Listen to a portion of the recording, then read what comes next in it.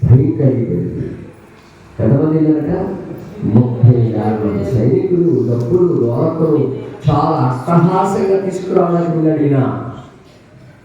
కానీ దేవుని ఉద్దేశం, దేవుని ఆజ్ఞ తీర్పులు నియమాలను బట్టి అపరాధం కనుక నీ ఆత్మీయ జీవితం బలపడాలంటే వాక్యం ద్వారా నీవు ప్రేమ కలిగి సమస్త పరిశుద్ధులతో ఏం చేయాలట?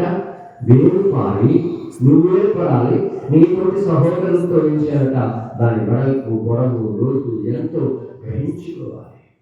ప్రభు నీకు చూపించిన ప్రేమతో